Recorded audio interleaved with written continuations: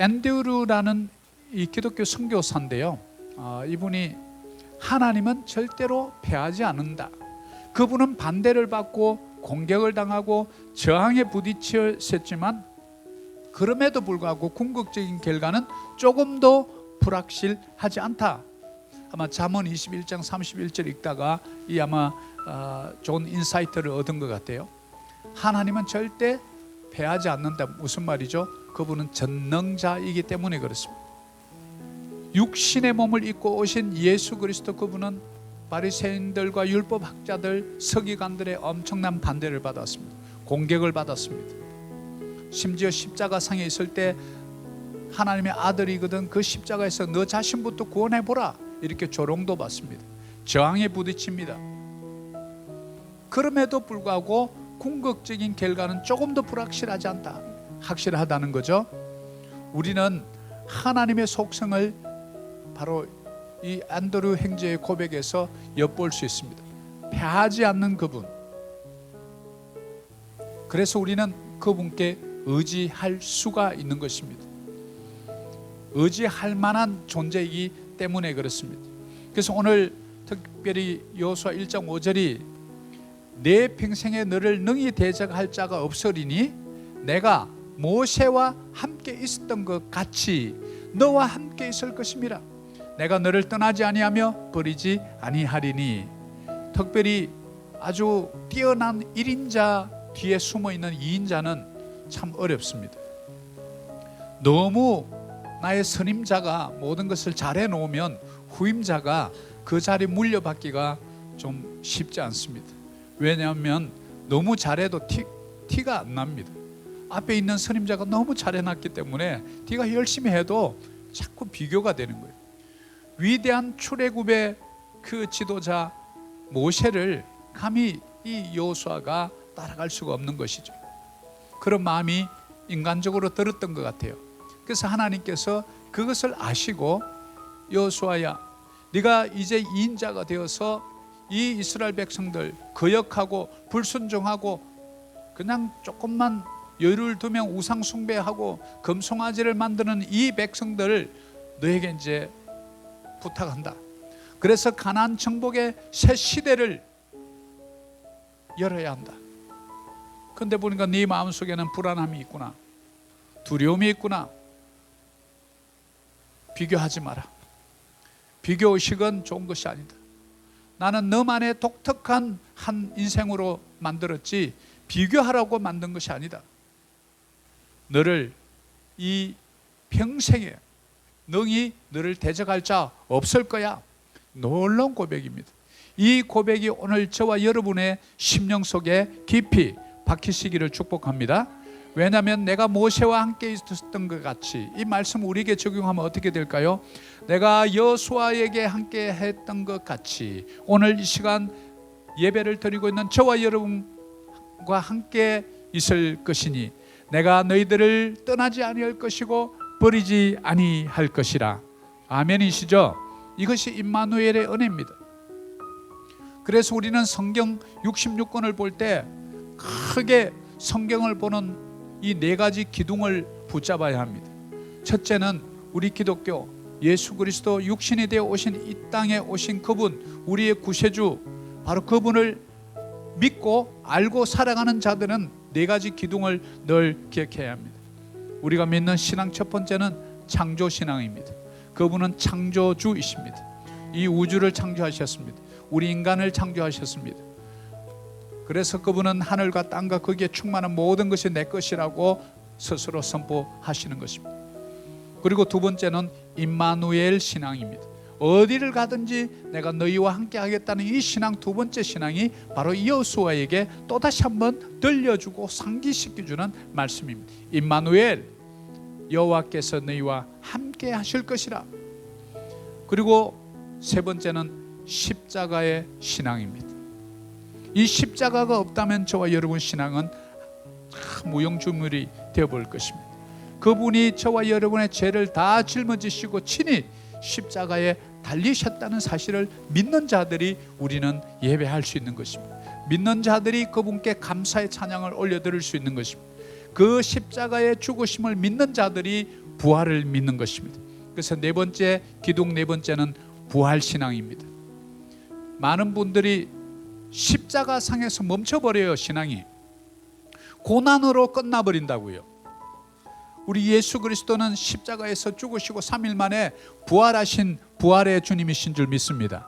그래서 부활의 첫 열매가 되셨기에 우리도 부활의 소망을 가지고 다시 한번 일어나서 빛을 발할 수 있는, 바로 이사야서 60장 1절이 우리에게 알려주는 것이, 일어나라 빛을 발하라 이는 내 빛이 이르렀고 여호와의 영광이 내 위에 임하였느니라. 우리는 이 말씀 속에 바로 부활신앙, 그래서 네 가지 기둥, 창조신앙, 임마누엘 신앙, 십자가의 신앙, 부활신앙, 이 네 가지를 가지고 성경을 늘 이렇게 보면 건강한 우리의 신앙의 토대를 만들 수가 있는데, 바로 오늘 여호수아에게 들려줬던 이 말씀은 내가 너 떠나지 않아. 우리가 심지어 어릴 때 튼튼하고 건강하고 아주 키 크고 힘센 삼촌의 손만 잡고 동네를 한 바퀴 돌아도 어깨를 으쓱으쓱 하는데, 전능하신 그분의 손을 잡으면 여러분 무엇이 두렵겠습니까? 우리는 살아가면서 항상 이기기를 원합니다. 승리가 우리 편이기를 늘 원하죠. 그런데 우리 인생이 그렇게 되던가요? 뜻대로 안 될 때가 더 많습니다. 그래서 우리는 누군가의 도움을 끊임없이 원합니다. 때로는 우리 친척에게 도움을 요청합니다. 지인들에게 도움을 청해봅니다. 또 힘있는 권세자들에게 좀 이렇게 손을 내밀어 봅니다. 그런데 때로는 그게 우리 마음대로 잘 안 됩니다. 오히려 우리의 약점이 잡히고 이용당하거나 오히려 오해를 일으키기가 십상이죠. 그래서 잠언에는 이렇게 말합니다. 잠언 21장 30절, 지혜로도 못하고 명철로도 못하고 모략으로도 여호와를 당하지 못하느니라. 21장 31절에 싸울 날을 위하여 마병을 예비하거니와 이김은 여호와께 있느니라. 우리가 아무리 우리의 지혜를 다하고 경험을 갖다 들이밀고 명철을 또 우리의 모략적 여러 가지 아이디어죠, 여호와를 당하지 못하느니라. 왜냐하면 피조물인 인간이 창조주 그분의 지성을 따라갈 수가 없기 때문에 그렇습니다. 그분은 무한지성입니다. 우리는 유한지성입니다. 조금 전에 말씀 들었던 것도 돌아서 화장실 갔다 오면 잊어버리는 지성이에요. 그것이 우리의 한계입니다. 우리 이것을 늘 기억해야 합니다. 우리는 싸울 날을 위해서 마병을, 기병을 준비합니다. 그러나 그 전쟁이 이기고 지는 것은 여호와의 손에 달렸다, 이렇게 알려줍니다. 그래서 우리는 하나님 편에 서야 합니다. 우리는 하나님이 내 편 되어달라고 말합니다. 그런데 잘 생각해 보면 우리가 하나님 편에 딱 붙어야 돼요. 약한 자가 강한 자 편에 가서 섰는 거지. 강한 자는 와도 되고 안 와도 됩니다, 솔직히 말해서. 그래서 우리는 보이지 않는 전능자의 손에 도움이 절실한 존재입니다. 그래서 우리의 약함을 알고 그분의 강함을 알고, 나의 작음을 알고 그분의 크심을 알고, 나의 무지를 알고 그분의 지혜를 알고, 그래서 그런 찬양이 나온 것이 아니겠어요? 자, 그러면 우리가 이기게 하시는 하나님의 은혜를 맛보려면 우리가 살아 있어야 되는데 포기하시는 분들이 많아요. 그 환경을 못 이기고 그냥 단념해버리기가 쉽습니다. 그래서 에스겔서 16장 6절에 참 우리에게 가슴에 확 와닿는 말씀을 해줘요. 에스겔서 16장 6절 우리 같이 한번 읽어볼까요? 내가 내 곁으로 지내갈 때에 내가 피투성이가 되어 발짓하는 것을 보고 내게 이르기를 너는 피투성이라도 살아있으라. 다시 이르기를 너는 피투성이라도 살아있으라 하고. 아멘. 피투성이가 되었대. 여기서 피투성이가 말하는 게 뭘까요? 이제 더 이상 소망이 없는 거예요. 이것을 우리는 흔히 표현으로 은유적으로 땅끝이라 이렇게 표현합니다. 땅끝에 선 아이들, 희망이 없는 아이들, 소망을 잃어버린 사람들, 이것을 우리는 피투성이라 이렇게 보면 됩니다. 우리가 기업 하시는 분들 많이 계신데 기업의 목적이 뭡니까? 생존입니다. 어떻게 생존할까요? 이익 창출을 해야 생존합니다. 이익 창출을 하려면 어떻게 해야 되죠? 경쟁사와 비교해서 차별화가 이루어져야 합니다. 바로 이것이 인생살이에도 생존이 필수라는 사실을 우리는 알 수 있습니다. 그런데 많은 사람들의 삶을 포기합니다. 왜 그럴까요? 두려움에 사로잡히면 그렇습니다. 두려움에 사로잡히면 우리 지성이 얼어붙어 버립니다. 그리고 어떤 이들은 고귀한 우리의 생명을 헌신짝 버리듯이 버리기도 합니다. 왜냐하면 미래에 대한 막연함과 두려움과 염려와 근심이 바로 우리를 사로잡아 버리기 때문에 그렇습니다. 바로 오늘 에스겔서 16장 6절은 바벨론 포로로 끌려간 이스라엘 백성들의 모습입니다. 그 범죄함을 보고 그렇게 구약에서 연약한 자들 핍박하지 마라, 우상 섬기지 마라, 성적 타락에서 너희들이 빨리 벗어나라, 그렇게 구약의 대표적인 범죄들을 지적하고 수없이 많은 선지자들을 보내지만 이스라엘 백성들은 목이 뻣뻣하여 완고하여 자기 길을 갔더라. 자기 마음에 원하는 대로 다 따라가 버린 거예요. 결과가 뭡니까? 반드시 너희들이 포로가 될 것이다. 바벨론 포로가 돼 있는 상태예요. 우리는 어떻습니까? 오늘날 바벨론 포로가 무엇입니까? 오늘날 세상 풍조입니다. 세상의 쾌락입니다. 물질 만능주의입니다. 출세주의입니다. 성공주의입니다. 다들 바벨론의 포로가 된 상태예요.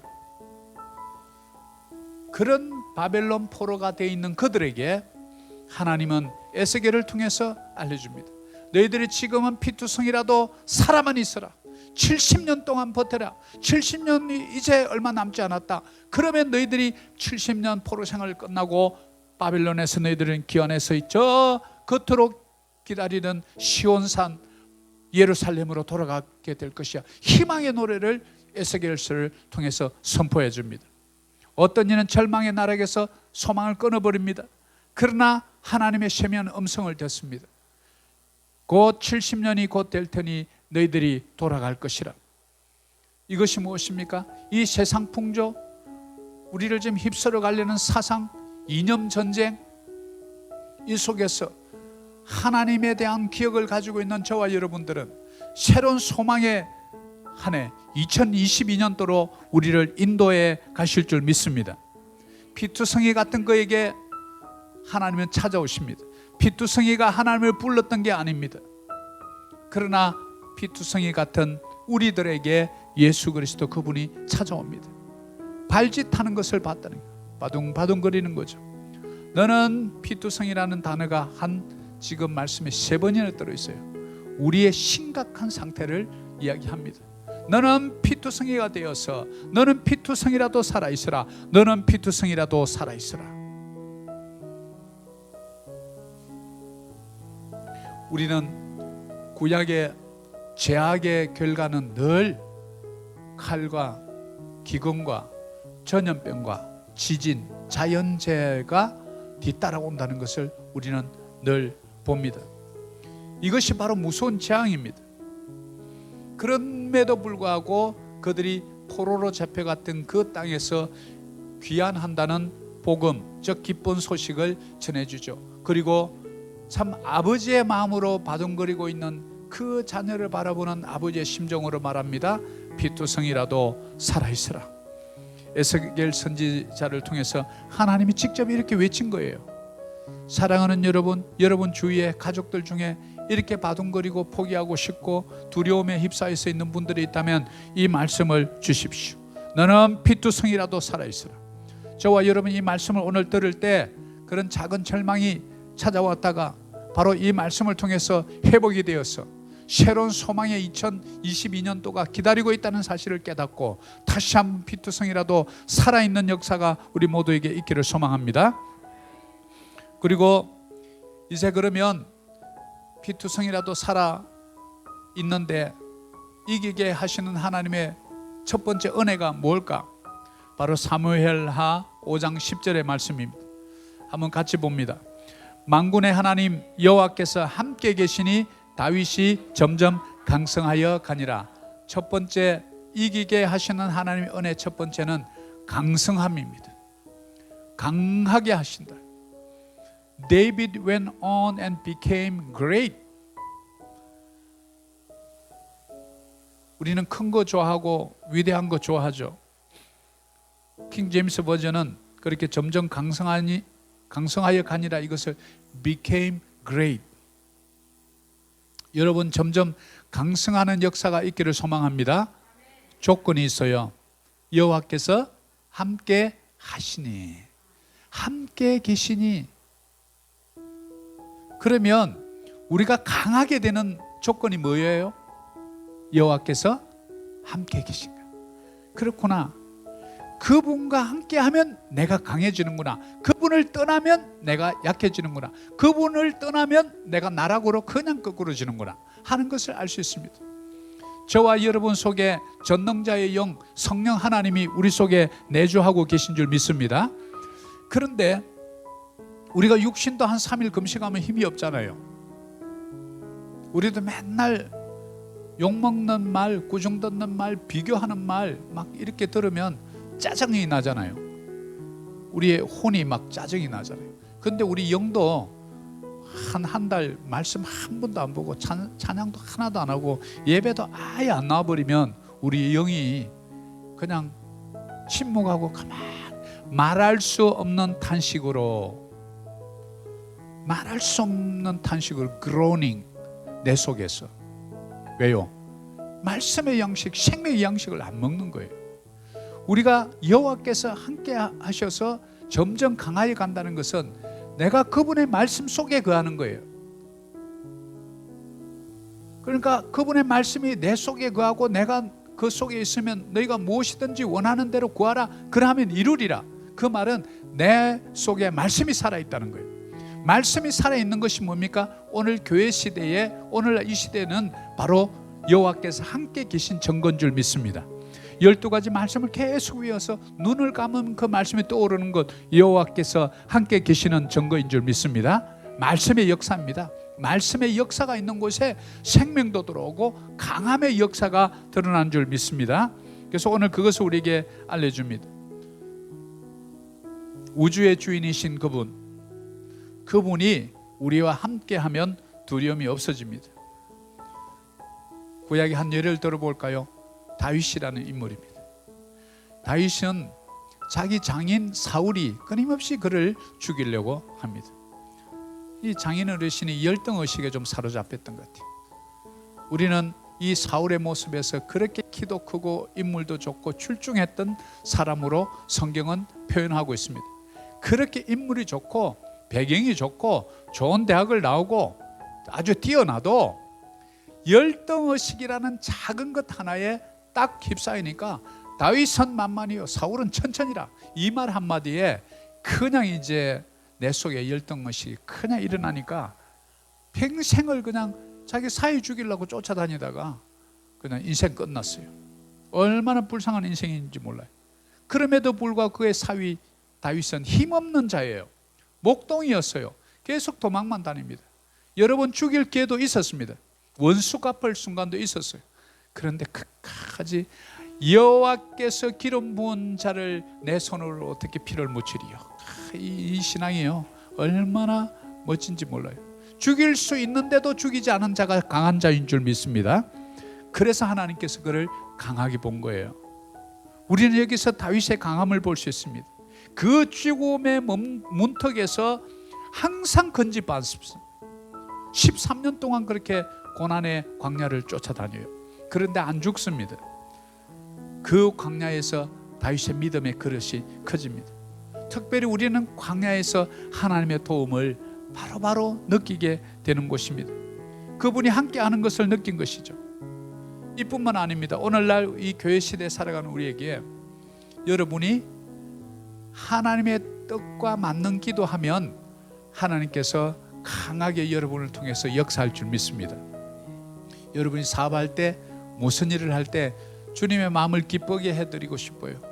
주님이 이렇게 저 교회를 놓고 기도하고 아시아를 놓고 기도하는 이 교회에 내가 작은 물질이라도 좀 쓰임받게 하고 싶습니다. 주여 내 손을 강하게 하소서. 이렇게 기도하면 하나님 듣다가 야, 기도가 100점짜리인데 프라이오리티가 확 바뀌는 거예요. 이렇게 많은 이렇게 분들 기도 중에서 내 마음에 맞는 기도는 확 그냥 오거든요. 그러니까 그분의 기도에 그냥 먼저 가는 거예요. 우리는 주님의 사역, 전도, 선교하고 영혼을 구하는 그 사역에 저와 여러분의 비즈니스가 쓰이고 여러분의 달란트가 쓰이고 재능이 쓰이기를 축복합니다. 그러면 하나님의 은혜가 임합니다. 그러면 여러분을 강하게 하십니다. 여러분의 지혜와 분별력을 주십니다. 솔로몬 보십시오. 주님 나에게 지혜 주십시오. 내가 재판 똑바로 해서 연약한 자 피해보지 않도록 정정당당하게 공정하게 심판할 수 있도록 지혜 달라고 기도하니 하나님이 응답해 줍니까? 안 해줍니까? 바로 응답해 줍니다. 근데 우리 하나님은 늘 1+3인 것 같아요. 3in1. 지혜를 구했는데 부와 귀도 같이 줍니다. 장수의 복까지 줘요. 1+3 아닙니까? 우리가 이렇게 기도할 때도 좀 지혜롭게 기도해야 돼요.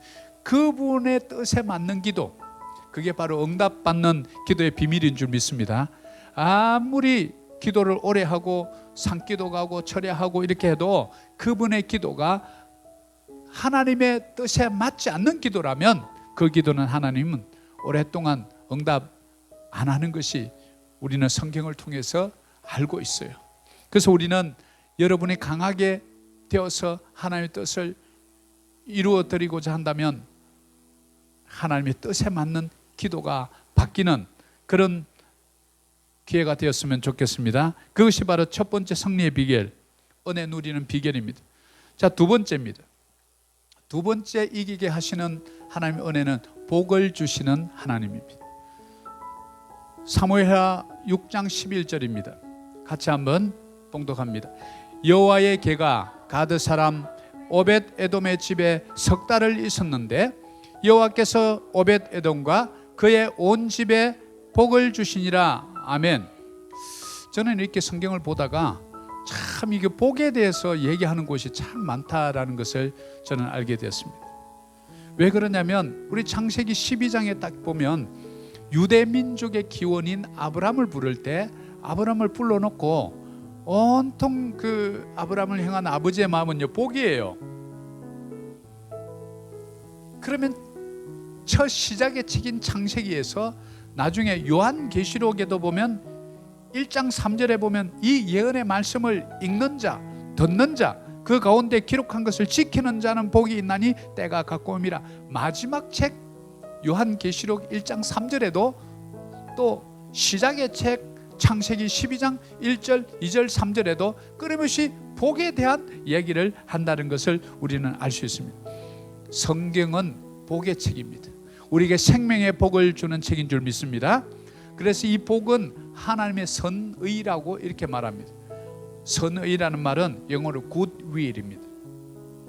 자, 이 하나님의 굿윌은 언제나 물질적인 은택, 즉 물질적인 복과 같이 연결이 되어 있습니다. 그리고 이 복은 물질적인 복, 그 다음에 영적인 복도 같이 주어집니다. 뭡니까? 영원히 사는 영생의 복입니다. 그래서 시편 1편에 시가 서인 시편 1편에도 복 있는 사람은 악인의 길을 쫓지 아니하며 죄인의 길에 서지 아니하며 오만한 자의 자리에 앉지 아니하고 그 말씀을 주야로 묵상하는 자로다. 이게 복 있는 자라고 말합니다. 마태복음에 넘어가도 그렇습니다. 산상수훈에서 심령이 가난한 자는 복이 있나니 애통하는 자는 복이 있나니 온유한 자는 복이 있나니 의에 줄이고 목마른 자는 복이 있나니 긍휼히 여기는 자는 복이 있나니 마음이 청결한 자는 복이 있나니 합평케 하는 자는 복이 있나니 의를 위하여 핍박받는 자는 복이 있나니. 우리는 이 산상수훈에서 팔복에서도 복의 정의를 우리는 볼 수 있습니다. 그래서 성경은 복의 책이다라고 해도 조금도 틀리지 않습니다.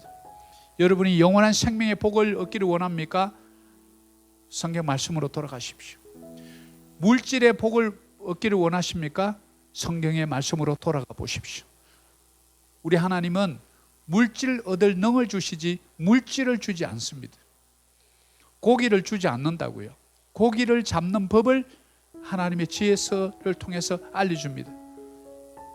목사님, 증거 있습니까? 있습니다. 유대인들 보십시오. 철저하게 지킵니다. 미국의 인구 중에 0.2%밖에 안 됩니다, 유대인들이. 근데 미국 전체 부의 20%를 다 잡고 있는 이들이 유대인입니다. 한국인들이 머리는 유대인들보다 더 IQ 조사해보니까 좋대요.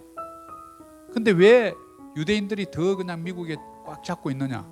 우리 한국 사람들 가면 전부 세탁소하고 뭐 수프하고 이러는데 유대인들은 전부 월가 그냥 이런 데 다 잡고 있는 거예요. 왜죠? 물질에 대한 원리를 자녀들에게 가르치지 않은 한국과 물질에 대한 것을 어릴 때부터 가르쳤던 유대인의 차이예요. 머리는 더 좋은데 그 복을 우리는 영적인 복에만 한정했던 우리의 연약함들을 볼 수 있어요. 그래서 교회에서 돈 얘기하면 안 되고, 돈 얘기하면 선교사가 돈 얘기하면 쪼전하다고 그러고, 선교사마저 이렇게 의심의 눈초를 팍팍 눈총을 쏘고 말이죠. 하나님 보세요. 여호와의 교회가 가드 사람 오벳 에돔의 집에 석 달이 있었는데 여호와께서 오벳 에돔에게도 복을 주고 그의 온 집에, 이게 보면 household, his, 그의 가문 전체를 복을 주셨다는 거예요. 얼마나 놀라운 일입니까? 여러분 한 사람을 통해서 여러분 가문에 1000대까지 아브라함의 복이 내려갈 줄 믿습니다. 저는 그렇게 선포합니다. 왜? 성경이 그렇게 선포해 주니까요. 성경 말씀은 진리거든요. 믿는 자에게만 진리가 되기 때문에 그래요. 불신하면, 믿지 않으면 아무 일도 일어나지 않습니다.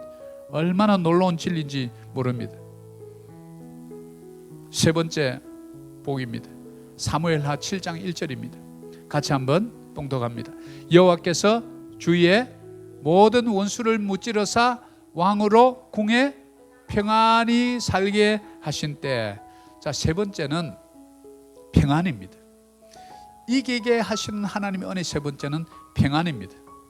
우리가 세 번째 이기게 하시는 하나님 은혜, 여기 평안을 영어로는 rest라는 표현을 해놨습니다. 제가 대문자로 표기를 해놨는데요. 여러분, 우리 솔직히 얘기해서 평안해야 웃음도 나옵니다. 그리고 솔직히 평안해야 입에 노래가 나옵니다. 힘들면 찬양 잘 안 나와요. 솔직히 저도 잘 안 되더라고요. 근데 기분이 좋은 일이 있으면 그냥 나도 모르게 기타에 손이 가요. 그리고 막 노래가 나와. 또 평안하면 나도 모르게 그냥 손이 번쩍 올라가고 기도가 그냥 나와요. 어려울 때는 기도하려면 막 짠해야 됩니다.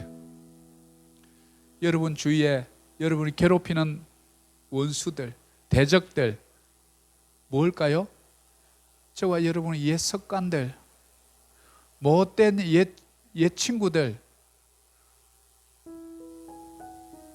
지금 아내나 남편 말고 옛날 그 사랑, 옛사랑 이런 거, 옛날 술 친구들, 옛날 도박 좋아할 때 했던 그 도박 친구들, 이런 친구들이 다시 나타나서 괴롭히면 참 힘들어요. 왜? 우리 모든 원수가 나를 애워싸면 죽을 것 같은 거예요. 그래서 하나님은 먼저 평안을 주기 전에 원수부터 무찔러 줍니다. 주위의 모든 원수를, 여러분 주위의 모든 원수를 무찔러 주시는 분이 우리 하나님이신 줄 믿습니다. 주어가 뭡니까? 여호와께서.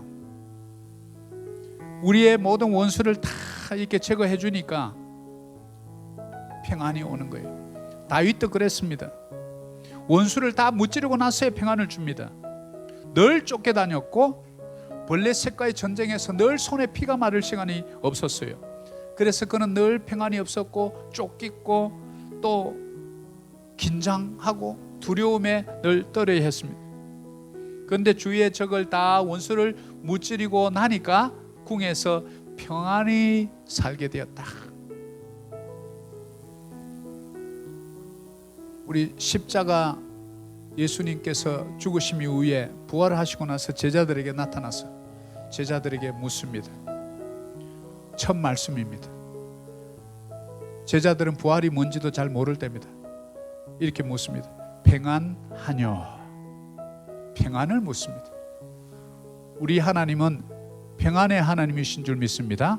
그래서 우리는 샬롬이라고 인사하는 것이죠. 하나님의 평안, 샬롬의 하나님, 이기게 하는 자들에게 주시는 복이 바로 평안인 줄 믿습니다.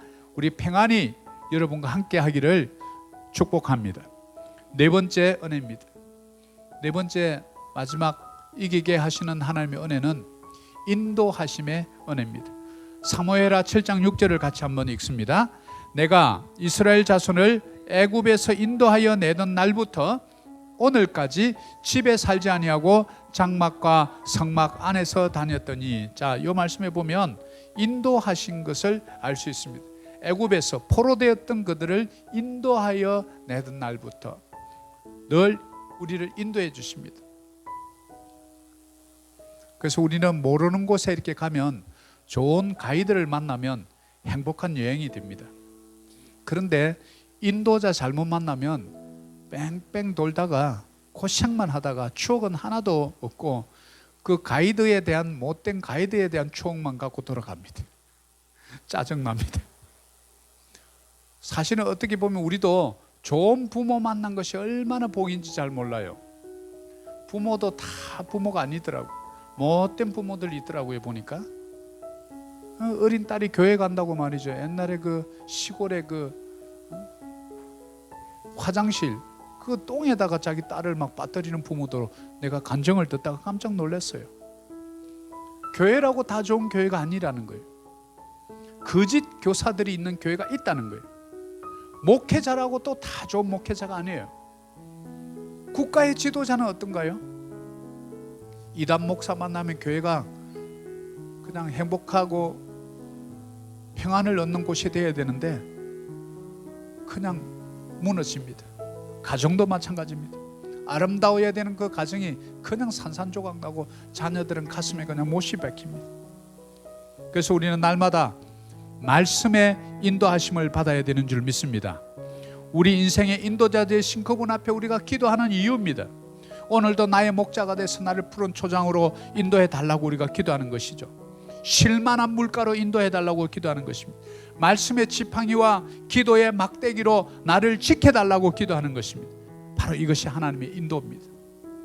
사랑하는 여러분, 우리는 이 네 가지를 기억하면서 실제로 이 일이 다윗에게 그러면 사무엘상 5장, 6장, 7장까지 왔습니다. 8장에 가서 이 일이 어떻게 일어나는지 두 가지 말씀을 보고 오늘 말씀을 맺을까 사무엘하 8장 6절입니다.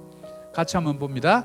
다윗이 다메섹 아람의 수비대를 두매 아람 사람이 다윗의 종이 되어 조공을 바치니라. 다윗이 어디로 가든지 여호와께서 이기게 하시니라. 아멘. 다윗이 어디로 가든지 여호와께서 이기게 하시니라. 우리 사도행전 29장 비전교회 성도님 여러분들이 어디로 가든지 여호와께서 이기게 하시니라. 아멘. 이 아람 군대, 이 지금을 치면 이제 시리아입니다.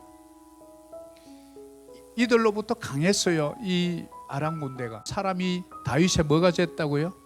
종이 되었다. 조공을 바친다. 여러분을 지금 괴롭히고 있는 적이 있습니까? 강하신 그분 옆에 서십시오. 그분의 인도함을 받으십시오. 그분의 평안을 얻으십시오. 그러면 여러분을 지금 괴롭히고 있는 이 대적이 여러분의 종이 될 줄 믿습니다. 돈 때문에 고생하고 계시나요? 하나님 곁에 딱 붙어 계세요. 그러면 그 돈이 여러분의 종이 될 줄 믿습니다. 어디로 가든지 무엇을 하든지 여호와께서 이기게 하시니라. 한 가지 더 봅니다. 사무엘하 8장 14절입니다. 같이 한번 읽을까요? 다윗이 에돔의 수비대를 두되 온 에돔의 수비대를 두니 에돔 사람이 다 다윗의 종이 되니라. 다윗이 어디로 가든지 여호와께서 이기게 하셨더라. 아멘. 자, 여기도 보니까 또 이제 아람 사람, 즉 시리아 사람들 외에 에돔은 바로 이 에서의 후손들입니다. 바로 이 에돔 사람들도 계속해서 이 이스라엘 백성들 괴롭혔거든요. 아람 군대가 쳐들어오죠. 또 에돔이 계속 괴롭히죠. 그런데 이 보니까 여호와께서 함께 하시니까 다윗이 어디로 가든지 이기게 하시는데 에돔 사람도 다윗의 종이 되니라. 여러분을 또 괴롭히고 있는 어떤 영적인 문제, 관계의 문제, 경제적인 문제, 어떤 미래에 대한 진로의 문제, 우리를 괴롭히던 그 문제가 여러분의 종이 되어서 여러분이 어디를 가든지 무엇을 하든지 여호와께서 이기게 하실 줄 믿습니다. 이것이 바로 이기게 하시는 하나님의 은혜입니다. 첫 번째가 뭐였습니까? 우리를 강하게 하십니다. 왜요? 그분은 강하신 분이기 때문에 그렇습니다. 그래서 우리에게 그렇게 명령합니다. 강하고 담대하라. 그분이 강하지 않으면서 우리한테 그렇게 얘기하면 안 되죠. 두 번째는 복을 주시는 하나님을 우리는 늘 기대해. 영혼의 복 첫 번째입니다. 그래서 여러분 말씀 계속 읽어야 합니다. 기도 10분이라도 하셔야 합니다. 그리고 물질의 복도 부지런한 손 위에 그분의 손이 덮일 때 복이 주어집니다. 그래서 여러분의 손이 중요해요. 게으른 손은 하나님이 손대주지 않아요. 부지런한 손 위에 그분의 큰 손을 덮어주는 줄 믿습니다. 이것이 우리는 승리하는 사람들의 모습입니다. 그리고 중요한 것은 아무리 일확천금을 가지고 있어도 여러분 마음속에 평안을 잃어버리면 지옥입니다. 평안을 주시는 그분을 우리는 기억해야 합니다. 샬롬을 기억해야 합니다. 그래서 제가 늘 메시지 쓸 때마다 샬롬 샬롬 여러분이 보든지 안 보든지 붙이는 이유입니다. 네 번째, 인도함의 은혜. 늘 우리는 그분의 인도함을 받아야 합니다. 오늘 이 시간도 여러분들 예배 가운데 인도함을 받으신 줄 믿습니다. 여러분은 대적 에돔이 있습니까? 아람 군대 같은 적이 있습니까? 그들이 여러분의 종이 될 줄 믿습니다. 우리를 이기게 하시는 하나님. 그래서 저는 마지막으로 적용 어떻게 할까 생각하다가 너는 피투성이라도 살아 있으라. 여러분 아무리 코로나가 힘들고 아무리 미래가 어두워도 여러분 살아남으시기를 축복합니다. 그러면 하나님의 역사가 시작되는 모멘텀이 곧 올 줄 믿습니다. 오늘 이것으로 말씀을 마칠까 합니다.